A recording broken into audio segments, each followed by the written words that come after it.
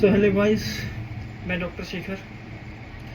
आज हम बात करेंगे एक नए टॉपिक के बारे में जो कि इमरजेंसी से रिलेटेड है। इमरजेंसी में आपने देखा होगा सीजर डिसऑर्डर के केस काफ़ी ज़्यादा आते हैं। कभी कोई बच्चा आ रहा है, कभी बड़े लोग भी आते हैं।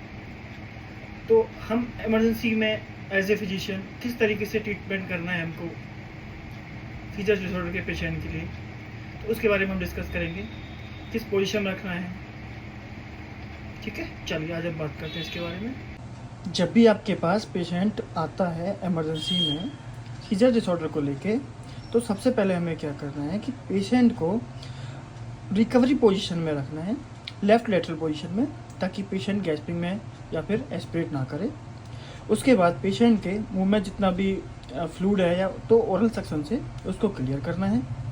क्लियर करने के बाद में पेशेंट को मॉनिटर से कनेक्ट करना है और SpO2 मेंटेन करने के लिए देखना है, और ज़रूरत अगर पड़ती है तो ऑक्सीजन सपोर्ट भी देना है। और उसके बाद सिक्योर टंग करने के लिए सबसे पहले आपको सॉफ्ट टिश्यू से जो टंग है उसको सिक्योर करना है, क्योंकि सीजर्स के दौरान कभी कभी टंग बाइट होने के चांसेस रहते हैं। उसके बाद में मैनेजमेंट के लिए इंजेक्शन मिडाजोलम जिसको बोलते हैं 0.1 ml पर kg के हिसाब से पेशेंट को देना है।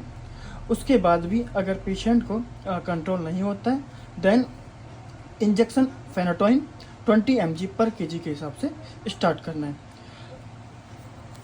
स्टार्ट करने के बाद अगर पेशेंट को कंट्रोल स्टिल नहीं हो रहे हैं सीजर्स, तो हमें इंजेक्शन फिनोबार्बिटोन आता है 20 mg पर kg के हिसाब से फिनोबार्बिटोन देना है। उसके बाद भी अगर पेशेंट कंटिन्यू सीजर्स चल रहा है तो उस patient shifted to ICU and give GA general anaesthesia देना है, वो भी इंजेक्शन प्रोपोफोल के द्वारा।